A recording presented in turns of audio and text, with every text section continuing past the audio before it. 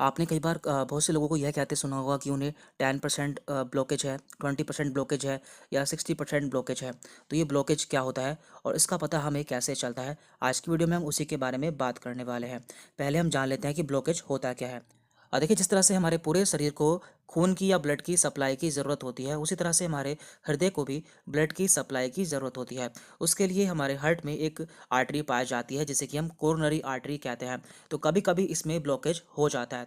तो ये ब्लॉकेज क्या होता है? देखिए, जो हमारी आर्टरी होती है या फिर जो हमारे खून की नलिकाएं होती हैं, उसमें कभी कभी रुकावट आ जाती है, जिसके कारण जो ब्लड है वो प्रॉपर फ्लो नहीं हो पाता या फिर कम अमाउंट में फ्लो होता है।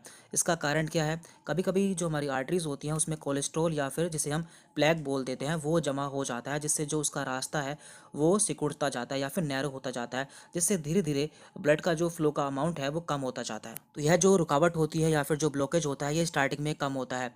मान लीजिए 10% है, फिर ये धीरे धीरे बढ़ता जाता है 20%, 30%, 40%, और एक समय आने पर ये इतना कम हो जाता है कि हमारे हृदय को सही से ब्लड नहीं मिल पाता, जिसके कारण किसी को हार्ट अटैक आ जाता है। अब हम बात करेंगे कि हमें ब्लॉकेज का पता कैसे चलता है कि किसी को ब्लॉकेज है या नहीं है, और है तो वो कितना परसेंट है। देखिए, इसके लिए सबसे पहले हम कराते हैं ईसीजी, जो कि हार्ट का सबसे बेसिक टेस्ट होता है, जो कि आसानी से हर हॉस्पिटल में अवेलेबल होता है और 100 रुपये से 200 रुपये में आसानी से हो जाता है।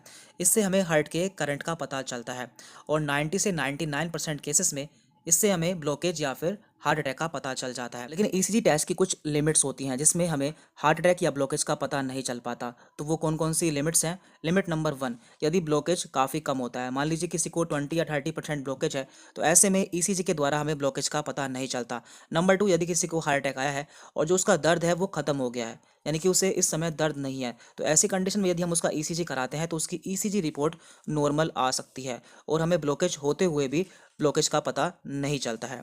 और इसी के साथ एक टेस्ट और होता है जिसे कि हम इको टेस्ट कहते हैं। तो इसमें क्या होता है? इसमें हमें हार्ट का अल्ट्रासाउंड करना होता है। तो इसके द्वारा हम क्या जान पाते हैं? इसके द्वारा हम हार्ट के स्ट्रक्चर को जान पाते हैं कि जो हमारा हार्ट का साइज़ बड़ा तो नहीं है या फिर हार्ट में कोई डैमेज तो नहीं है। इसके द्वारा भी हम हार्ट अटैक या ब्लॉकेज के बारे में जान पाते हैं, लेकिन इसकी भी वही लिमिट्स हैं। यदि जो मरीज है उसका दर्द खत्म हो गया है, तो ऐसे में यह टेस्ट मरीज के ब्लॉकेज या फिर हार्ट अटैक के बारे में नहीं बता पाएगा। और यदि मरीज का जो ब्लॉकेज है वो काफ़ी कम है, 10% है, 20% है, तो ऐसे में भी कभी कभी इस टेस्ट के द्वारा ब्लॉकेज का पता नहीं चलता है। लेकिन यदि हमारी ये दोनों ही रिपोर्ट्स नॉर्मल आती हैं और हमें लगता है कि मरीज को ब्लॉकेज या फिर कोई समस्या हो सकती है, तो ऐसे में हम स्ट्रेस ईसीजी या फिर स्ट्रेस इको करा सकते हैं। तो इसमें हमें मरीज को स्ट्रेस देना होता है, जिससे उसकी ब्लड सप्लाई बढ़ जाती है। तो इसके लिए एक एग्जाम्पल है ट्रेडमिल ईसीजी। इसमें हम मरीज को ट्रेडमिल पर दौड़ाते हैं। तो इसमें क्या होता है? जो मरीज होता है उसके हार्ट की ब्लड सप्लाई की रिक्वायरमेंट बढ़ जाती है या फिर डिमांड बढ़ जाती है, और उसके ब्लॉकेज वाले एरिया में पूरा ब्लड नहीं मिल पाता, जिससे उसे पेन होता है और उसके ईसीजी में चेंजेस आ जाते हैं, और उसका जो टेस्ट होता है वो पॉजिटिव आ जाता है और हमें ब्लॉकेज का पता चल जाता है। इसी के साथ हम स्ट्रेस इको भी करा सकते हैं। यदि हमें इसमें कोई प्रॉब्लम देखने को मिलती है तो उसे हम कहते हैं वाल्व मोशन एबनॉर्मेलिटी, जो कि हमें 75 से 80% केसेस में देखने को मिल जाती है। यानी कि 75 से 80% जो मरीज होते हैं उनमें इस टेस्ट के द्वारा ब्लॉकेज का पता चल जाता है। लेकिन कभी कभी ऐसा होता है कि इस टेस्ट के द्वारा भी हमें ब्लॉकेज का पता नहीं चलता है।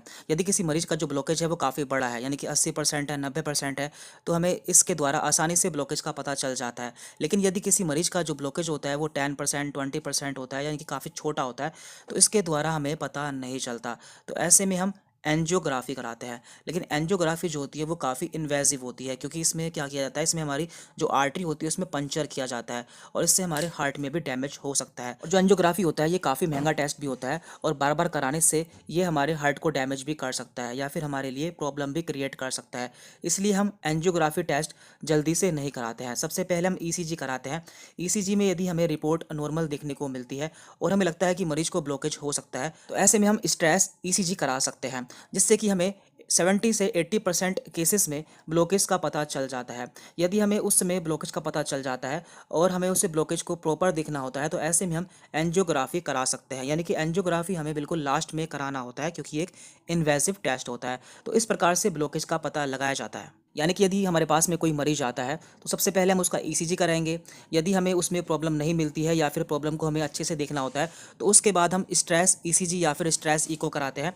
और उसके बाद लास्ट में जब हम कंफर्म हो जाते हैं तो तभी हम एंजियोग्राफी टेस्ट कराते हैं। इसे हम एग्जाम्पल से समझ सकते हैं। मान लीजिए किसी को खांसी आ रही है तो हम उसे सीधा टीबी नहीं मान लेंगे, पहले हम उसका सीटी स्कैन कराएंगे और उसका टीबी टेस्ट कराएंगे, तभी हम टीबी तक पहुंचेंगे, यानी कि हम टीबी का इलाज करेंगे। उसी तरह से हम सीधे किसी का एंजियोग्राफी नहीं करते हैं, पहले हम उसका ईसीजी करते हैं, उसके बाद हम उसका स्ट्रेस ईसीजी करते हैं। यदि हमें उसमें एबनॉर्मलिटी देखने को मिलती है तभी हम एंजियोग्राफी की तरफ बढ़ते हैं। तो इस तरह से हार्ट के ब्लॉकेज का पता लगाया जाता है। तो यदि आपको कोई डाउट रहता है तो आप हमसे कमेंट करके पूछ सकते हैं। Thank you very much.